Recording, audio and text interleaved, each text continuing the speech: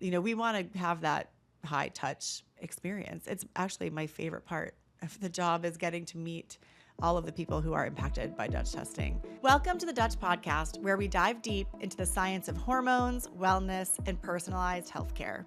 I'm Dr. Jaclyn Smeaton, Chief Medical Officer at Dutch. Join us every Tuesday as we bring you expert insights, cutting-edge research, and practical tips to help you take control of your health from the inside out. Whether you're a healthcare professional or simply looking to optimize your own well-being, we've got you covered. The contents of this podcast are for educational and informational purposes only. This information is not to be interpreted or mistaken for medical advice. Consult your healthcare provider for medical advice, diagnosis, and treatment. Hi, everyone. Welcome to this week's episode of the Dutch Podcast. I'm Dr. Jaclyn Smeaton, your host and Chief Medical Officer for the Dutch Test. And today I'm joined by a very special guest, my boss, the good guy, the big guy, the founder, Mark Newman. Mark, welcome to the pod today. Good to see you. Glad Good to to be see you here. too. Happy almost New Year and Christmas and all Yes. that. Happy almost New Year. And you guys are on a treat today because what we're going to be doing is really doing a year in review. And you might think, well, why would I care about this, a year in review, hearing all the things that happened at Dutch? But I'm sure that in your busy lives, you've missed some of the wonderful education that's come out, the publications we've done, and the updates. So this is a really nice way for you to sit, listen, chat with us, get yourself a cup of tea or coffee, and make sure you are really up to speed with everything that's happening in the hormone world, because there was a lot in 2025. And today you're going to walk away in a short period of time getting the digest of that. It's like the Cliff Notes for the entire year. There you go. So, Mark, what are you most excited about that happened in this past year? Because we were chatting about this when we Top saw of each the other list. in Las Vegas that, I was like, oh, our HRT course launched in 2025, but that feels like 5 years ago. Yeah, no, it's hard to not have recency bias when it comes to the year. We published a paper on HRT and estrogen metabolism and DIM and what happens with women on patches and then patches on DIM and published that in menopause. Like that's a big deal. Feels like it was 2000 and I don't know what, but it was like June or something. So that just came through, and yeah, it's easy to miss that kind of stuff. So that's our I think successful attempt at showing our market that we're serious about the science, that we want to take what we do that works and put the evidence of that working into print. But then along the way, we're also learning things too, because this thing that we live in is not a finished product. There's still a lot to learn about hormones and relationships and all of those things. And what we do is built on a whole bunch of evidence and a whole bunch of assumptions, and that's true no matter where you are in our space. And then it's our job to continue educating the best we can, and then kind of elucidating some of those unknowns. From an education standpoint, I think we have the HRT course, and then I think there's a lot that's been done on HRT, so we're trying to clarify that, and I think that's really, really good. And I would encourage people to go through that if you haven't, particularly if you're just getting into HRT. I think with that one, there's a lot out there, and it's confusing because it's conflicting in different things. And I think it's a nice sort of centralization of kind of what we know and what best practices look like. And then on the perimenopause side, there just isn't a lot of education. And I think the course that you and your team put together on that with Pippa Campbell was really excellent. And I think it's a tricky time of, when do I test? How do I leverage testing? What sort of treatments do I have in the HRT space and outside the HRT space? So that's, I think, excellent. So I think in terms of publication and education, there's a lot going on there. And then the whole year, I think for us behind the scenes, was all working towards this really significant goal for us of just trying to make our hormone story that we're telling within our report more accessible, understandable. And so we actually, that was this year too, right? We had two different releases It was this year.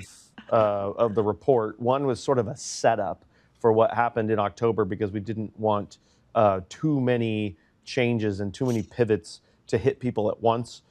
So in the early part of the year, we transformed the sort of look and feel of the report, and also introduced the age-specific shading in those different parts of the androgen dials, so that people could get used to looking at that just a much quicker at a glance, not having to go from results to tables and results to tables to figure out where am I relative to my age group, where am I relative to the larger, overall range.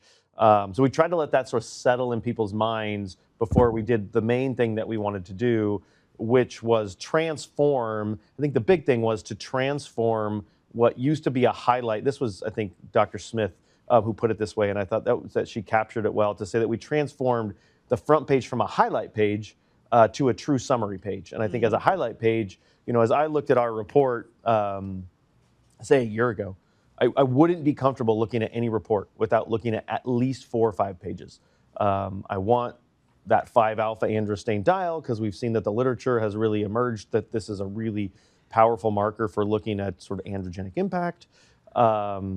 And so we brought that to the front page, and it used to be on page 2, and then you got to look at estrogen metabolism, which is page 3, and then page 5 has got some more information, and then page 6 with the oats. And so it was a kind of a lengthy trip through the report, and needing to know which things really rise to the, sort of that first pass importance level, and then which are the details that you want to dive in when relevant, but not necessarily all the time to try to, because it's a lot to pick through intellectually and all of that.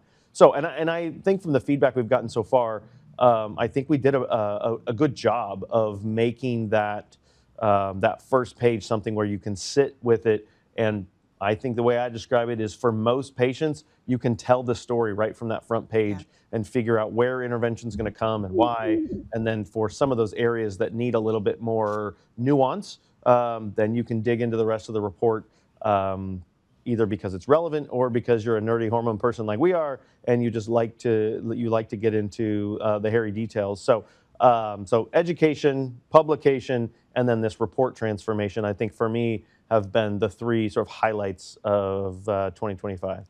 Well, I want to spend some time talking about more of those because you've covered a lot in just the first few minutes, and it really feels a bit like drinking from a fire hose, actually, which when you talk about all the things that we got done this year, got out in front of our customers this year, no wonder we're tired. No wonder we're invigorated but tired and ready for a little bit of a end of the year rest. Because it was a lot. The team did so much this year. And I want to get back to really our original theme for the year when we talked about what we needed to do. I remember talking about simplification, and really a lot of what we were doing was looking at everything, not just the stuff that faces our customers, but internal in the business too, to say, how could we make this more simple, from an operational perspective and process. But then when we look at the report, there was a big impact. And we know the biggest point of constructive feedback from customers was that it's hard to learn how to use the Dutch report because it's so much information. And I think that's where the impetus came from, to really simplify the storytelling and put it on one page. And it is really amazing to me because the summary page, it's less cluttered, it's easier to work with, but there's actually more information on it. Like you said, for the majority of patients, you can really get all the information you need to take action right from that page. Right. And as far as getting started with Dutch testing, we've changed the way people can learn the Dutch test because it's one page to learn. And then the rest of the pages are a deeper dive, right? But not an essential dive, like you said. And I remember talking to the clinical team and I asked, well, walk me through how you would interpret a report. And everybody did it differently. And really what you've done, which is brilliant, you didn't mention these words, but was created this tool or this interpretation framework to go through the report, which we're calling the Dutch Dozen, which is like a left to right read of that first page of the report. And I think that having a systematic process to look at all of these reports will make it so much easier for providers to learn how to use a Dutch test, because it really can be complex. I mean, we talked about this. It's like we look at hormones in the blood, but that's just part of the story. What Dutch really layers in is what happens after it interacts with the tissues. And that's different from person to person based on genetics and inflammation and, insulin resistance and all these other factors. And so it layers on a lot. It's like 3 dimensions of hormone understanding, and it's a lot to take in. Yeah, it's a lot. And, if you think about a movie, if you watch a movie and every relevant clip you watch, but in a sequence that isn't in an intelligent order, it isn't always sequential, right? Sometimes you need a flashback, but it needs to be well timed and all of that. So, the old report I think did a poor job of making like a linear path through this sort of intellectual um, journey through somebody's hormones. And I think if people reorient around, and that's kind of a lot of our theme for next year, not to get ahead of ourselves, but is to really re-educate around that reorientation of that just sort of linear flow of information, so that the story is just easier to understand and make sense of, and to pinpoint where intervention makes sense without getting lost in the weeds. Yeah, definitely. So, I mean, if it's been a while since you've ordered a Dutch test, order one for yourself. Get used to doing the Dutch dozen. There's a lot to learn, and you're going to find it so much easier to work through it. For those of you who are listening, who are providers, I'd highly encourage you to take another test, or do it with a patient, do it on yourself or your partner, and give it another look, because it's really changed. And we've gotten such good feedback from customers.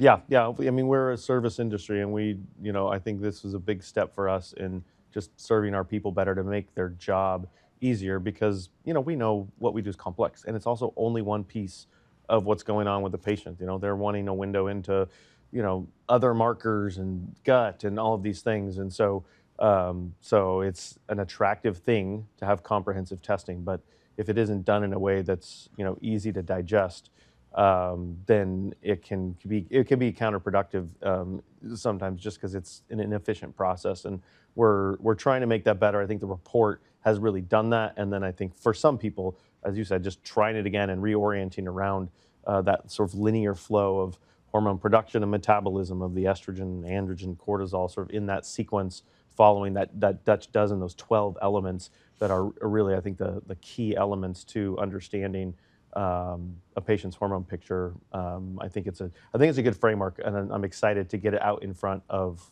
more people this next year.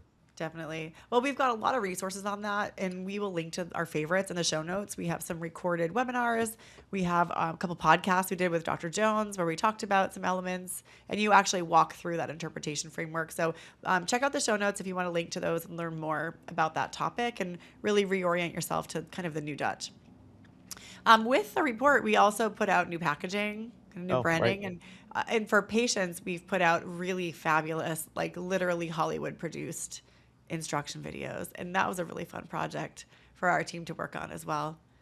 Yeah, I think we've seen good fruit from that already, just in that similar to the report, we just didn't do as good a job as we could, having this just years and thousands of bits of feedback on where people get stuck, where people get confused, simplifying the coffee restriction, water restrictions, some of those things that just make it a little bit easier. It's part of the downside when you have chemists building things, is sometimes you get a little too theoretical and conceptual, and we needed to infuse a little pragmatism Yeah. into the instructions, and it's helped. Just having those kits out since mid-October, we've seen a downtick in the number of people that are just calling and saying, "Hey, I'm confused." So I think that's been a good move as well, because if people get overwhelmed, even just removing the avocado restriction, of like doing a deeper dive on how much dopamine is in an avocado, does it actually mess up your HVA results? Turns out it doesn't. So even though there's some in there, just means all your avocado toast people don't have to time around both their menstrual cycle and their eating habits as much. So just And their and breakfast. but then we never want to lose the core science, right? We wouldn't also want to say, and don't worry about your smoothie that has bananas in it, because bananas have 50 times the amount of dopamine that an avocado does. And so if you don't care one bit about your dopamine and HVA results, have at it. But we want to make sure that people are getting the most value out of the test, but that they're actually accomplishing the test. So I Yeah. think we struck a nice balance with that. Another thing that I think is really timely to talk about from an instruction standpoint is that with the rise of creatine as a supplement, I think that's another thing that we've talked about with a lot of customers, because that can interfere with the test. You don't want to take the day of testing really for about 24 hours. And it's such a popular supplement for men and women now. It's worth calling that out. So like, you don't need to skip avocados, but do skip your creatine Yeah, that day. my daughter just incidentally asked me about that yesterday. Hey, playing high school basketball, I think I need to start taking creatine. What? And if you take a low dose, the impact on the testing is pretty minimal. But we know a fraction of those people are taking, higher doses, and then you end up getting metabolically, you end up getting this influx of creatinine from the creatine, and it can impact the results. So if you artificially boost the creatinine, then you're going to essentially lower your hormone results that are reported as hormones per creatinine by whatever proportion you'd sort of screw that up in. So just the day of the test, just kicking that out of your list of things to take for the day, just ups the level of confidence in the testing, and that's important. Yeah.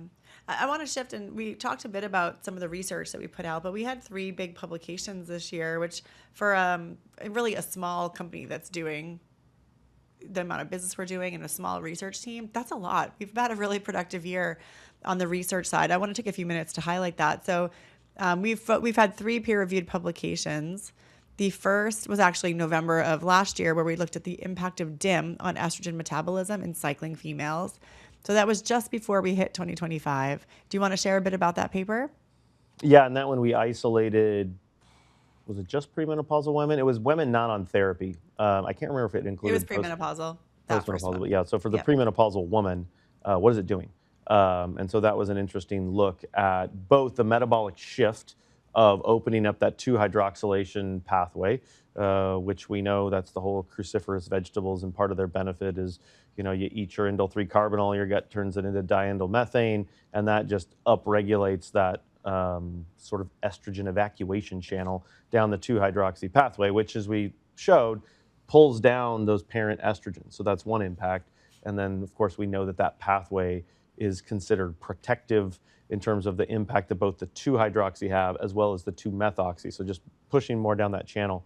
And we're just looking at the impact of that. One, to learn about the impact of that. One of the surprising things that we saw is that the 4-hydroxy tends to, in some women, trend up and not down with DIM. Doesn't mean it's not helpful and beneficial in that the relationship between the 2 and the 4 tends to improve. But we want to have our eyes wide open in terms of what's going on. So so like my case was interesting. Our third publication was my own publication where I took some HCG to increase testosterone levels, just kind of monitoring that, what's going on. You can see those increase doubling-ish. But we know that creates more substrate for estrogen production. And what do you know? A hefty amount of estrogen production, which is not someplace you want to sit long-term. And that's something you can do with a serum test. And then you see the added benefit of the Dutch test is that, part of the reason why the estrogens are high is both phase 1 and methylation is not working very well in that particular N of 1. And so then what I did is sequentially then address that by using a calcium deglucurate DIM product, which is both helping you clear your estrogens out your gut and then clearing your estrogens down that 2-hydroxy pathway. Works like a charm. The challenge for me is being a guy who has a genetic defect in my COMT, my methylation. My methylation went from crappy to really crappy because I loaded it up with all this substrate to methylate. And so then added some methylation support with trimethylglycine, and that opened up that channel a little bit more. And then that became then the combination where my estrogen's in range, testosterone's in the same neck of the woods in that higher level, and then the metabolism looks better and conceptually, theoretically, safer, because for all the 4-hydroxy I'm making, I'm methylating better.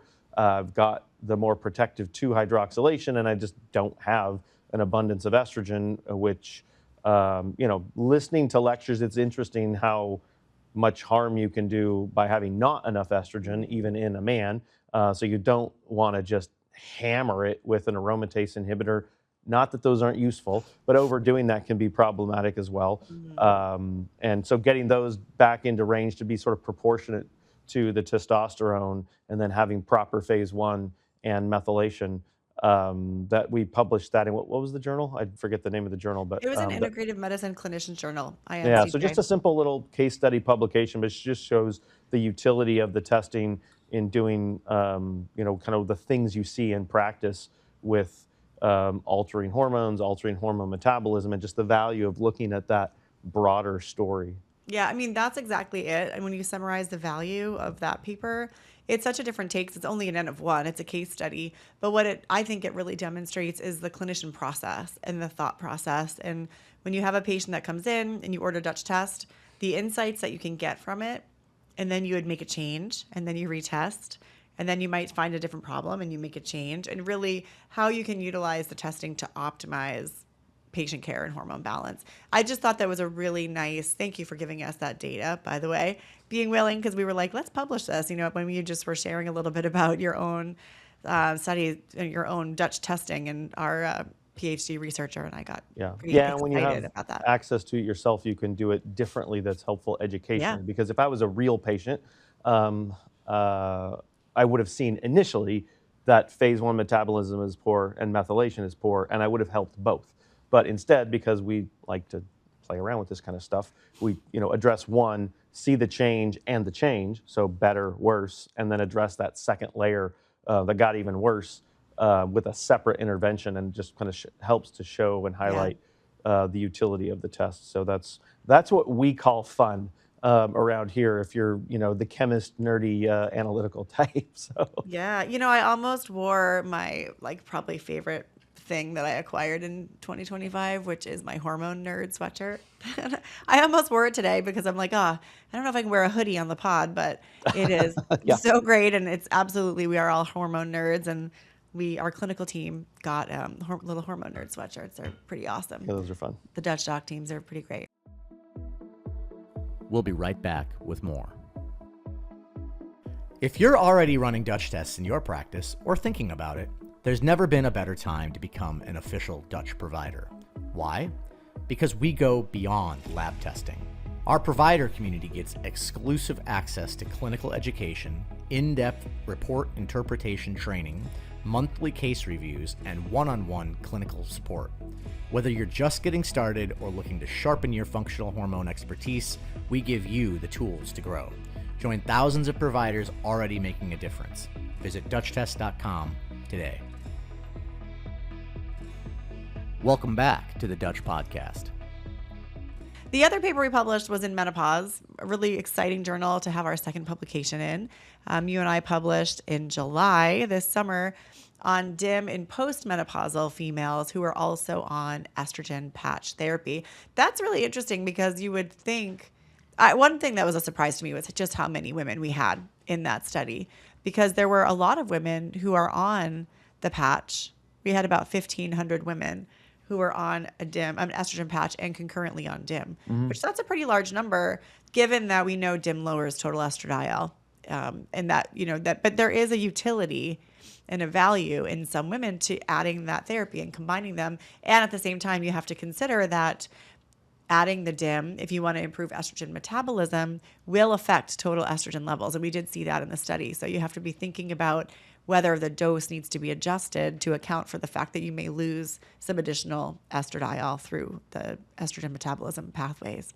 Yeah, I think we found that on average, it just moved you down about a half a dose, half a level. So that's worth considering. And then we all know that, and buried within all those numbers are a whole bunch of individuals.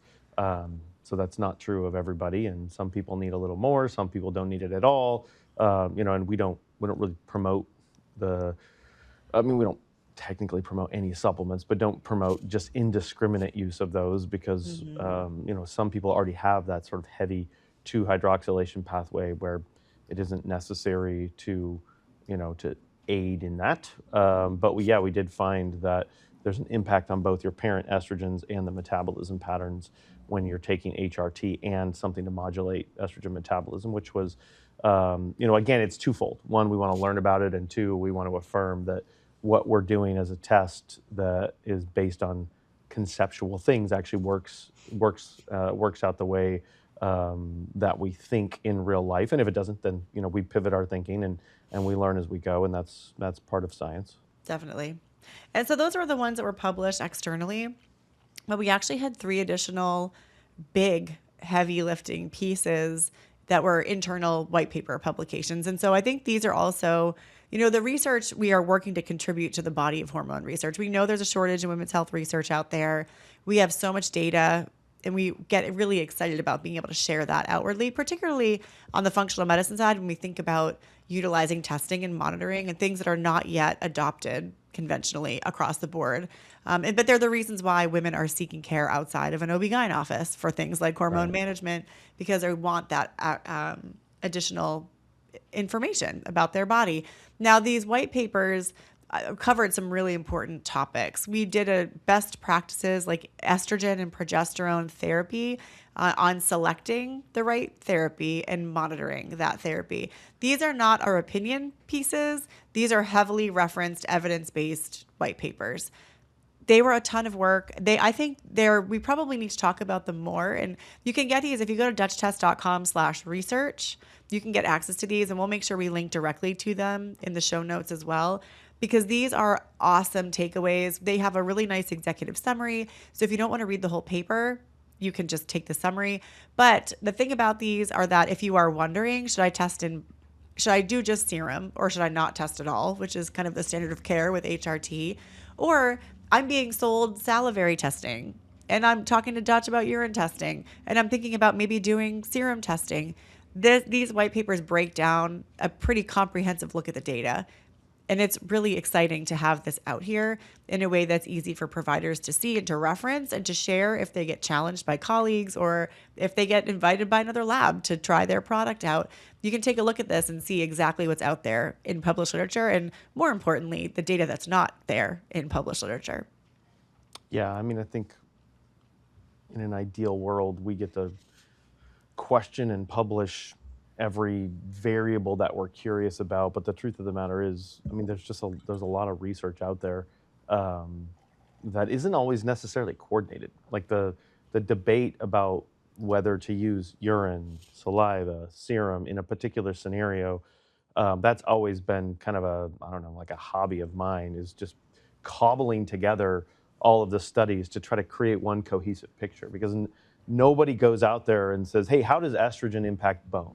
And then gives people, gels and patches and creams, and then monitors saliva and urine and serum, and then pieces this all together and wraps it up and puts a bow on it and, drops it off on our door.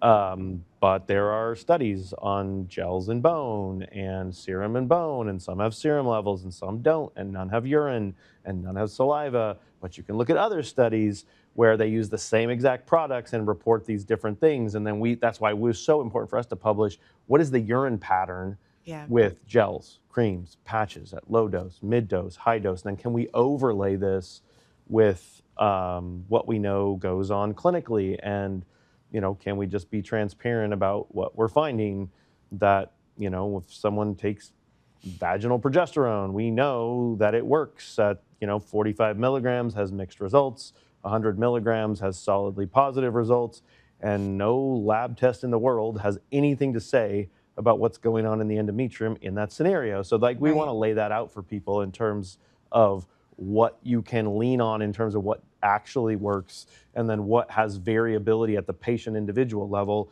where the lab testing will actually show you something that's useful in a particular scenario. And they're tricky, difficult things, and some of the questions aren't yet answered, but there is a lot out there if you can cobble it together well. And I think our team did a really nice job on that, on several topics, to lay out for people so that you can just have more confidence in what you think is true and what makes the most sense in the aggregate. And then we treat each person like an individual, leverage testing where it's helpful, and then hopefully onward we all go towards, better patient care across the board. So, and I think this year we made some good progress on that. Yeah, we made a lot of progress. The other white paper we published, if you can believe it, is on 5-alpha androstenediol as a marker of androgen status in women. And this we paired out with, really explains why we put it on the summary page of the report. Yep. And the data on this is really fascinating and interesting. We also have a whole podcast on this topic with you, but why don't you share just in your high-level highlights what the importance is of 5-alpha andro? Yeah, we really added that to the panel initially because it's like, here's testosterone and here are these downstream metabolites. And so it was sort of intrigue more than anything. And then, as the literature unfolded, even since we started the company, it started to highlight the value of this, that understanding that testosterone is important and we want to window into that. And then, we all know if it gets turned into DHT down that 5-alpha pathway, it's about 3 times as potent. And so how much DHT you have is also important. And, early on, I can remember a lot of people asking, because I sort of migrated from the saliva world in part. And in saliva, you're mostly working with immunoassays, and they suck for DHT. Yeah. There's just, for whatever reason, trying to get a goat or a rabbit to make an antibody that's selective for DHT, this is a different world of we're measuring everything by mass spec that's physically measuring a molecule. And in immunoassays that you use in some serum testing, a lot of saliva testing, you have to have this lock and key match made by an antibody by an animal. And the DHT, just for whatever reason, the antibodies that they can find, they cross-react like crazy with other androgens. So can you get a number? Yeah, most labs won't report it because they know it's not very good. And then there were a few that are doing it. So there's always this intrigue of, can you measure DHT? Yep, we can measure it. And then there's this question of like, okay, how much does it matter? And what the biochemistry has taught us, none of this is our original work, but it's fascinating work, is that yes, you have floating around DHT. You can measure that in blood. It gets turned into the thing we find in urine. You can measure it in urine. But as it turns out, what's really, really the most important piece of DHT is what's being formed in the cell and then hitting the androgen receptor. So testosterone moves into the cell, or even DHEA. There's interesting research on trying to figure out how much DHEA-S is actually intracellular that's forming other androgens within the cell. And there's some pretty sophisticated questions there as to where does this stuff come from in the cell. But we know that testosterone hits the androgen receptor, and if it gets turned in that cell into dihydrotestosterone by 5-alpha reductase, then it really hits the receptor. So you say, well, that's what I want to window into. And then what the research shows is that molecule doesn't tend to escape as itself. And if it does, it mixes in with the pool of DHT that's already circulating. But what happens is within the cell, hits the receptor, now it gets turned into androstenediol. So now it's the metabolite that has formerly hit the receptor as DHT and then circulates as androstenediol. So there's interesting research on that in blood of androstenediol glucuronide. Not a common blood test. It's really expensive, I think. A lot of labs don't even do it. But it's a really good marker. And it seems from the data that measuring that androstenediol in urine is equally good in terms of asking the question, how much of this high androgenicity am I seeing at the tissue level hitting those receptors? And so, a really good way to ask that question is to go into a group of people that we know have that issue. So PCOS always works great as a subclass of people, a subgroup that we know has a lot of androgenic stuff going on because we're getting facial hair and acne and things like that in some of them. But what we do know is as a class, they tend to have higher androgenic levels and then higher androgenic impact. And what we find is that all of those androgens are a bit higher in the PCOS crowd. Interesting. We learned from that. That's good. But the one that stands alone in terms of how well it separates this high androgenic group from otherwise healthy controls is androstenediol. So we see groups of healthy, slightly off-shifted but overlapping groups of PCOS with all of these androgens, including DHT, and then with that androstenediol marker, we see healthy controls, PCOS, like cleanly separated as almost like two different groups. So whether you have PCOS or not, if you're making a lot of DHT at the tissue level, this is a marker that really, really matters. And so that's why we've elevated that. And that's part of our job, right? Do we measure DHT? Yes. Is it on the report? Yes. Do you see it visually represented there in the pathway on your female patients? No, because we want your attention drawn more to that 5-alpha androstenediol, because that's where the magic is in terms of something that differentiates hormone function from dysfunction. And that's ultimately what a test is. If a test isn't doing that, then it's useless. Yeah. Well, I mean, that's a lot. I mean, that's just our research team. I wanted to also talk a little about education. We've shared a bit about the courses, the HRT course, the perimenopause course. These are kind of longer format courses, think 4 to 6 hours, that are, they're not CE eligible, but they're built for CE. They have a small amount of Dutch, at the end, because of course I know you want to know how to use a Dutch test, but again, our team is really focused on creating evidence-based education. So those are fabulous. I know one kind of funny thing that happened this fall is as we talk about this upcoming year, 2026, you said, well, Jaclyn, why don't we work on getting the team out speaking more, and let's see if we can do 100 external speaking events. And I was like, 100, wow, that's a lot of speaking events. Let me see how realistic it is for us to do that. Let me see how many we did this year. And we had done over 100 speaking events. So it's definitely achievable next year too. But our team has been out and about with webinars, podcasts, conference presentations, Dine with Dutch, which is, listen for us coming, because we'll be coming to different cities all over the country. We're going to be doing even more this year, where you get the chance to sit with one of the doctors from Dutch, go through a presentation, go through some cases, learn how to use a Dutch test, and then enjoy a delicious meal. And we've had a lot of going on. We've had great webinars. Dr. Tori Hudson, Dr. Sarah Zoll, Dr. Doug Lucas. We've had wonderful podcast guests. In fact, this year, just recently, we hit over 400,000 downloads since kicking off our podcast. And Great. we had some podcasts that hit, over 6,000 downloads per episode. So we're really getting traction in the podcast space. Thank you guys very much for listening. We know you really enjoy hearing from our guests, but we're really growing a lot with what we're doing externally. But we're looking at next year doing even more. Do you want to talk about why? Yeah, I think for us, education is kind of the centerpiece of what we do, and particularly with this recent pivot with the report, I really feel like there's a responsibility for us to go out and re-educate people and educate people around the new report format, this educational framework that we're doing with the Dutch Dozen of elevating these 12 things, teaching through it in a linear sort of logical way to just allow people really in short order to be able to have confidence and competence to sit in front of the next sort of unknown and work with people. And then, of course, when that's difficult, your team is always sitting right there to walk people through it, talk people through it, to make sure that they understand. But I think education is really the key for us, and we want to be out there helping people understand this, because really the providers that we work with, they are the key to this whole puzzle of trying to get people well. Our test is a tool. There are other tools, but leveling people up and giving people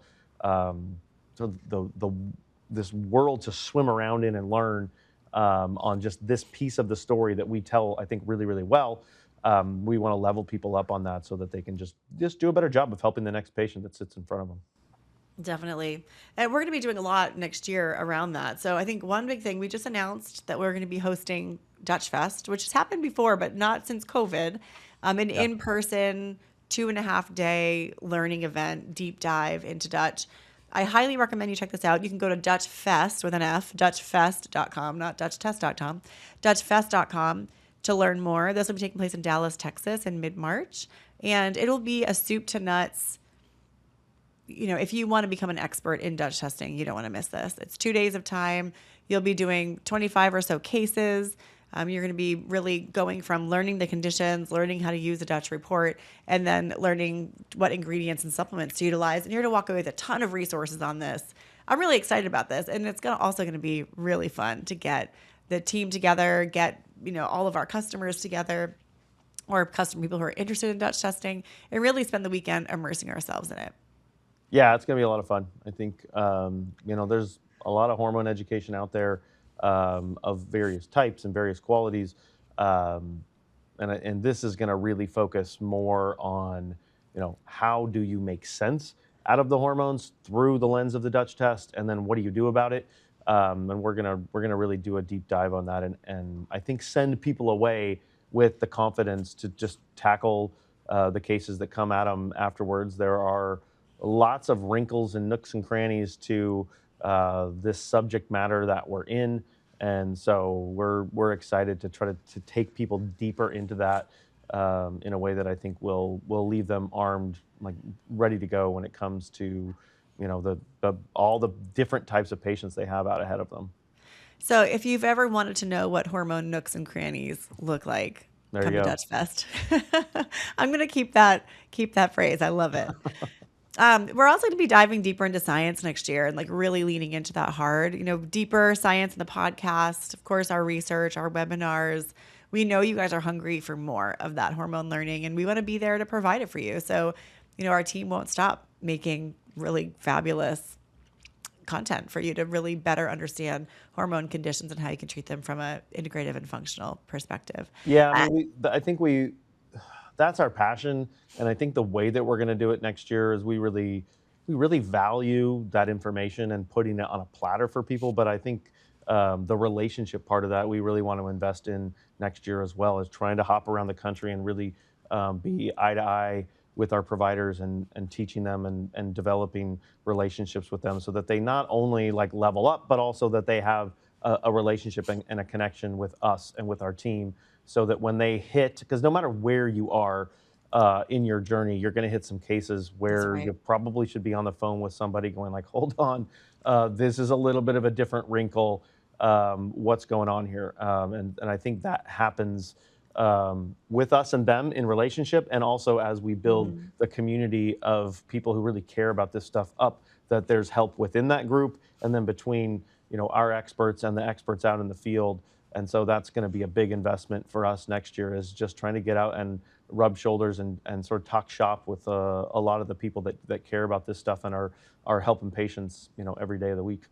Yeah, I mean, we want to meet you. And actually, it's so fun when we get to travel. Like we were just in Vegas for A4M Longevity Fest, and I love it. People come up and they've heard us on the podcast, or they have heard a webinar or something that we gave, and we want to have that high touch experience. It's actually my favorite part of the job, is getting to meet all of the people who are impacted by Dutch testing and the providers who are doing this work. It's like we're hormone nerds unite. We need to honestly stay together, learn together, and just stay connected. So I'm excited about trying some new ways to really deepen our opportunity to engage with our community.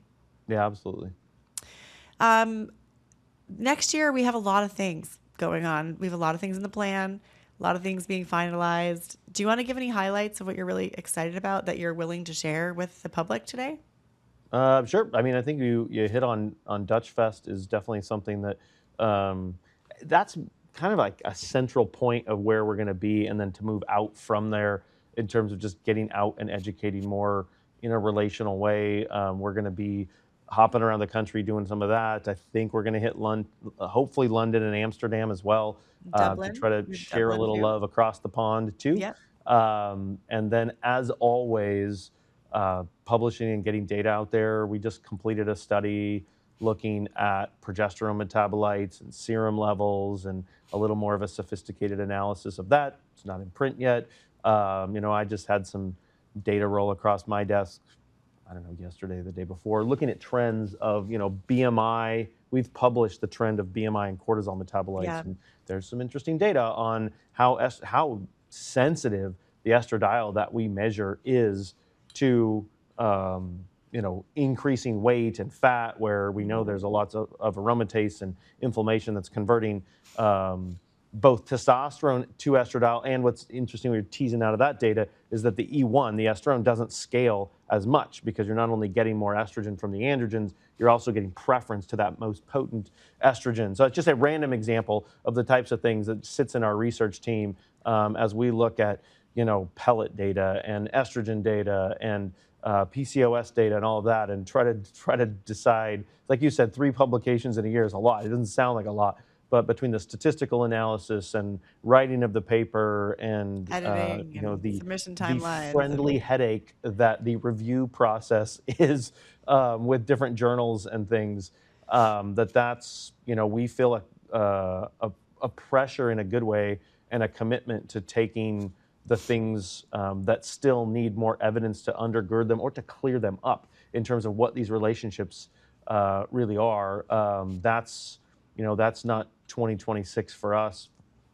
I think it's forever, Forever. because we're not anywhere Yeah. close to closing the book on all of the questions that will come our way. And then I probably will have a minimal amount to say at this point about new things that we're working on in the lab, New but we products. are working on some interesting new things, and also along the way discovering some of the challenges of certain things that we have interest in.